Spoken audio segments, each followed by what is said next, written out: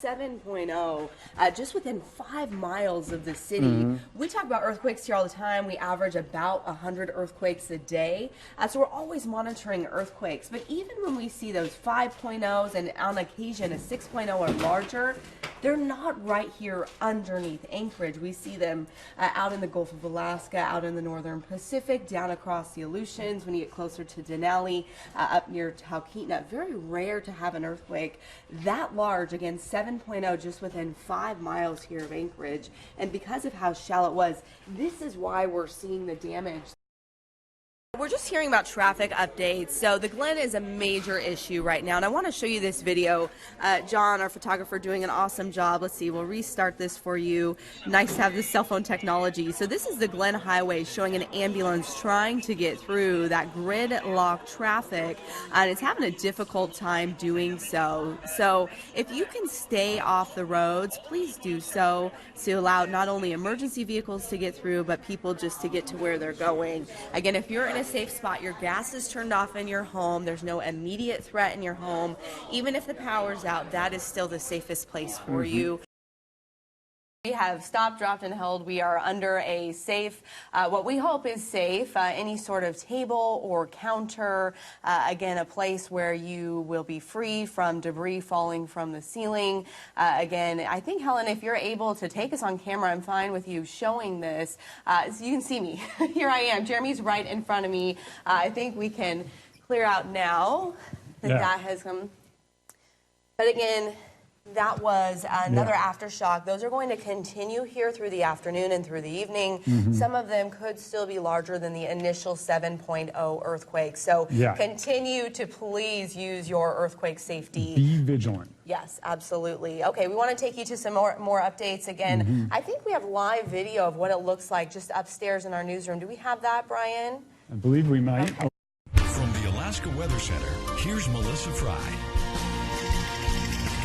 What you're looking at is video of a Jeep trying to cross Vine Road. This is in Wasilla. This is one of the roads that sustained some major damage, again, as the ground basically liquefied underneath of it. Look at that road completely collapsing there. Not sure why this person has to get across it. I would advise not to pass it if you don't have to, but they had the Jeep there and made the efforts, and you can see the cracks even out to the side of the road. And what happens when you get an earthquake this large is the ground underneath it is shaking just so violently that it literally becomes like liquid underneath. So what was once a solid is now like a liquid, and so everything that is on top of that, in that particular case the road, just not able to support itself anymore because, well, it's not on solid ground. So again, one example of the damage to our roads, which is some of the worst damage that we have seen here across South Central.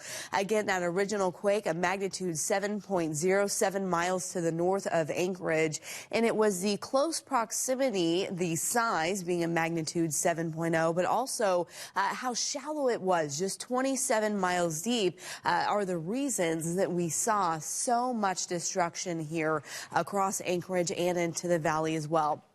Here's a look at the aftershocks that we have seen since that initial 7.0. We're talking hundreds of aftershocks, as large as 5.7. That initial aftershock hitting just 6 minutes from the initial quake. Here's a look at those aftershocks just in the last hour. You can see them coming in here, more than a dozen aftershocks, including one of those larger ones. And I'm suspecting that that one that we just felt here in the last 15 minutes while we were on air, ducked and covered and held on for that one, as we should for all of these. Again, continuing to see magnitude 5, and still possible that we could see magnitude 6.0 aftershocks.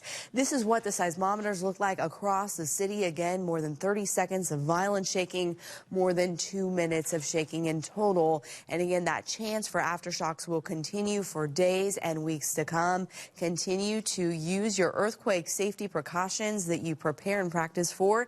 Even with these aftershocks, they could be major. There could still be damage. Make sure sure that you are dropping, covering, and holding on until that shaking is done. You may be thinking, well, we just had a large earthquake. We had a 7.1 back in 2016.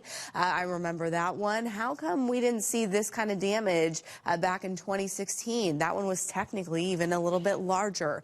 The difference is how deep it was and how far away it was. This one more than 160 miles to the southwest of Anchorage, but 76 miles deep. That one change compared to this one, which was again about 25, now 27 miles deep, and basically right underneath us, is the reason we saw so much widespread destruction. Tonight we see the lights are back on, 28 degrees, winds out the north at about 7 miles per hour. It's been pretty calm and quiet weather-wise in Anchorage today, which is exactly what we needed for those emergency responders to get around town. But right now, we are seeing this next storm pushing in from the west. We're seeing snow showers beginning to spread further north into Anchorage and the valley, and those are going to continue here through the night into early tomorrow morning. Most of the precipitation is down south of us, but again, we will continue to see snow showers through the night.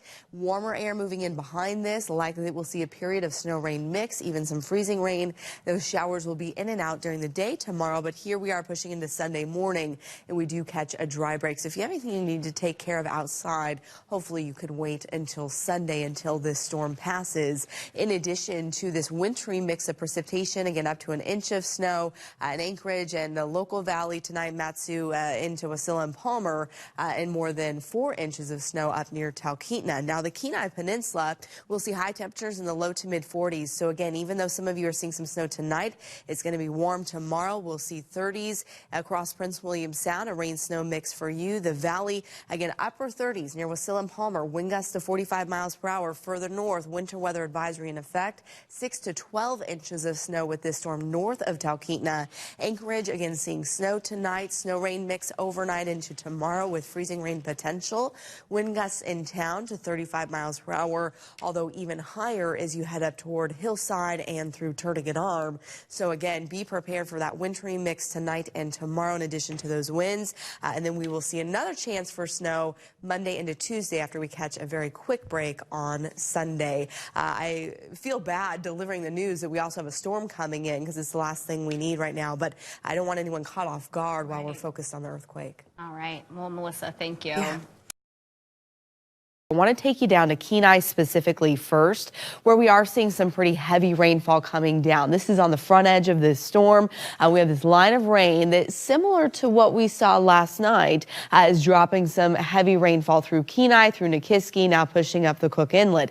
As you travel north, that is gradually transitioning to snow. So for the Anchorage Bowl, snow is falling, but down here at the surface, it's just too warm for any of that precipitation to hold on as snow. So a lot of that is melting before it gets here, so we're going to have a bit of a freezing rain situation, at least for the next couple hours. As temperatures drop, as that moisture falls, eventually that will begin to transition over to all snow. Same story as you head up into the valley, especially for Wasilla, Palmer out into Sutton, head further north to Talkeetna, already seeing light snow, and for you folks, it will likely continue to stay as snow here through the overnight. This storm is coming in fast tonight, and it's going to move on fast. So by sunrise tomorrow, we'll pretty much be done with it. So looking ahead with our computer model, again, as we head into the overnight, that area of green, which is the rain, becomes smaller and smaller. We see more and more snow across the region.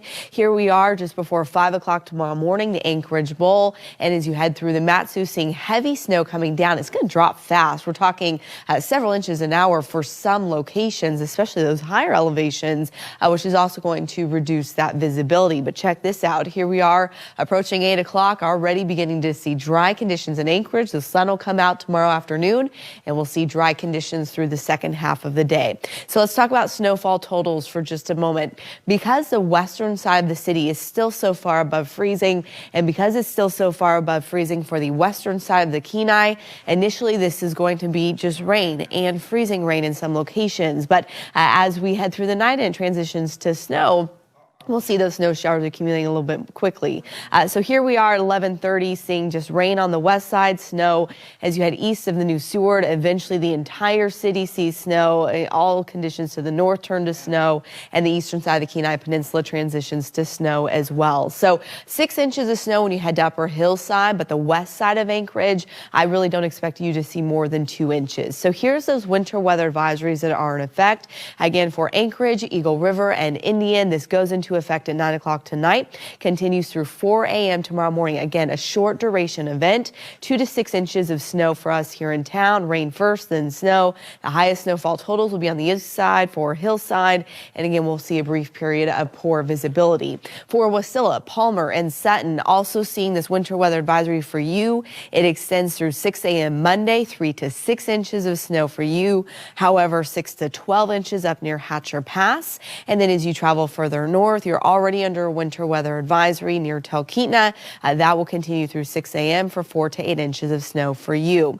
Looking at temperatures tonight, dropping below freezing for most of the Kenai Peninsula, dropping and then climbing right to about freezing for Kenai and Soldotna, mid-30s as you head into Homer and for Seward. Snow is going to continue for most of the day in Valdez. Likely that you'll see more than 6 inches of snow there for as you head further south into Cordova and Whittier. That'll mix with rain. Eventually seeing snow in Glen Allen, 3 inches for you tomorrow night. Again, for the Matsu, we'll see high temperatures tomorrow getting back into those low to mid-30s. For Anchorage, we'll drop to 31 tonight, 33 tomorrow. And again, once that snow shuts down early in the morning, we'll see dry, even partly sunny conditions for the second half of the day. We do have a chance for a little bit of snow pushing into Tuesday night, and then off and on there at the end of the week. High temperatures hold in the low to mid 30s during the day, and mid to upper 20s overnight. So as we wake up tomorrow morning, we're going to wake up to a winter wonderland once again here across Anchorage, which will be nice and beautiful, but it's going to be very treacherous on the roads. Again, local officials already urging people to stay off the roads if possible. It's going to be a lot of snow just all at once, and so it's going to take those road crews some time to get around.